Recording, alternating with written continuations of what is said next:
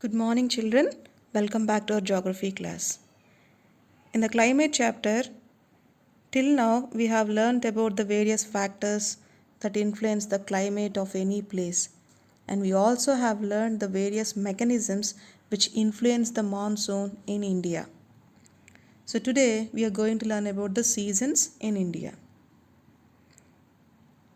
So, these are the factors which influence the monsoons in India. Well, the four important seasons in India are hot and dry summer, that is hot weather season, rainy season or advancing monsoon, season of retreating monsoon or cold weather season or winter. According to me, there are only two seasons. One is summer and the other one is winter.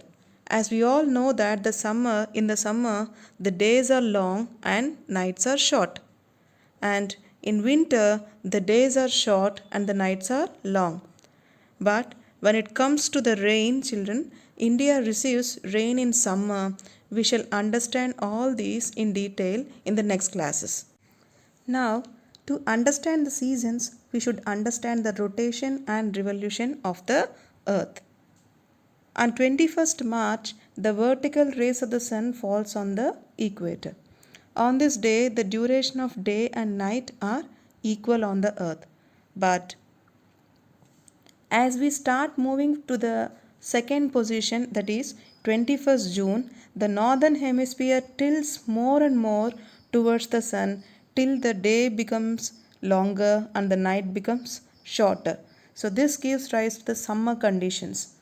On 21st June, the vertical rays of the sun falls on the Tropic of Cancer, as you can see in this picture, right? And the day is longest in the northern hemisphere. So at this time, India experiences summer. From 21st June to 23rd September, again with reference to the sun, the tilt decreases and the day becomes shorter, but still in this phase the days are longer and the nights are relatively shorter. So this is the time India mainly receives rain. So it is the rainy season for India. From 23rd September, the southern hemisphere faces the sun.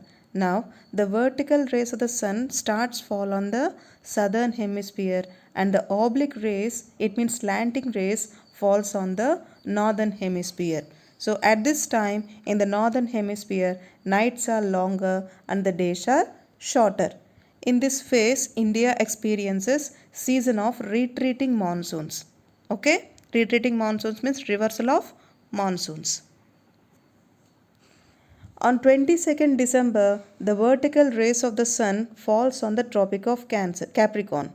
So on this day, the night is the longest in the northern hemisphere. Even from the 22nd December till 21st March, the nights are long and the days are short. And this is at this time the India mainly experiences winter.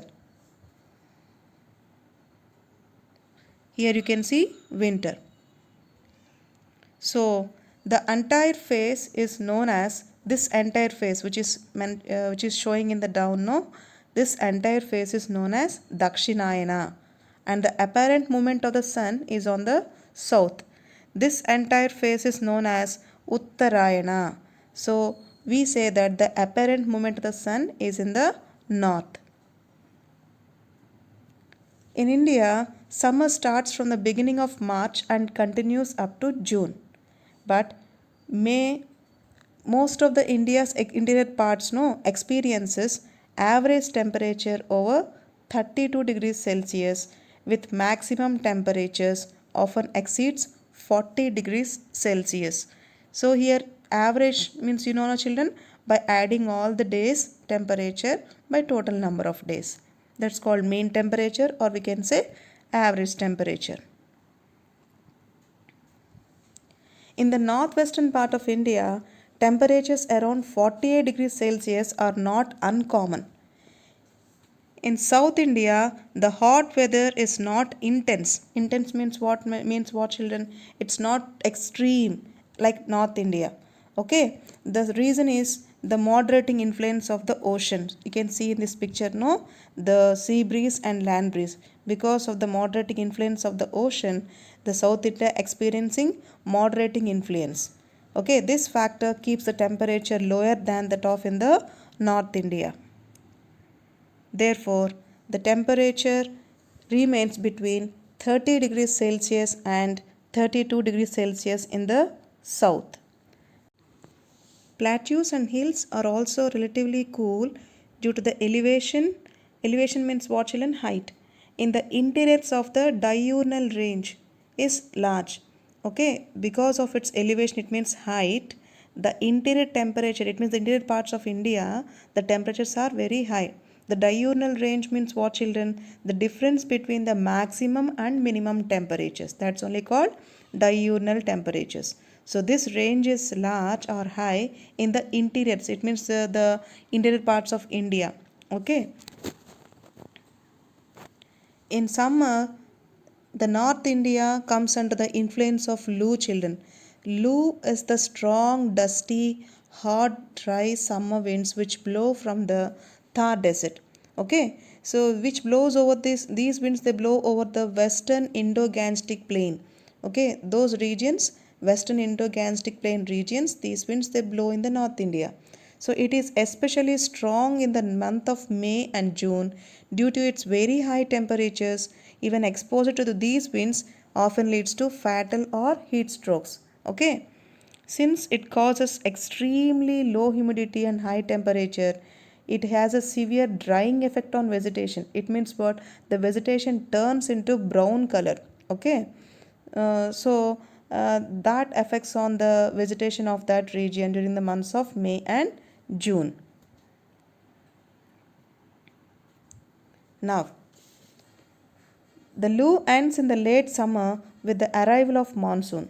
The hot and dry winds from northwest of India and the warm and moist winds from Bay of Bengal converge at around Chota Nagpur plateau. You can see in this in this picture, right? So the winds from the Bay of Bengal, those are moist winds, and the dry winds from the Thar Desert, they're converging at that place. So which leads to what, children? Large thunderstorms. So when these winds they converge at the Chotanagpur plateau, results in thunderstorms and lightning. So these thunderstorms are accompanied with strong winds and heavy rainfall, mainly in the states of Assam and West Bengal, which you can see here. The local winds are known as Kal Baisakhi winds. The local winds are known as Kal Baisakhi, which means the calamity in the month of Baisakh. There in the month of Baisakh, they get these winds and they get these storms. No, that's why they call these winds as what, children? Kal Baisakhi. So they bring lot of rainfall in Assam, West Bengal and Odisha. So these three states are very much affected with these winds. The coastal areas of Karnataka and Kerala, children, also receives rainfall, but they receive little amount of rainfall. These are known as pre-mango showers or pre-monsoon showers, we'll say, or pre-mango showers, because the little rainfall that they bring is most important for mango, tea and coffee plantations. Such rains are also called as mango showers because as they help in ripening of the early ripening of the mangoes. Okay, so that's all for today, children. Thank you.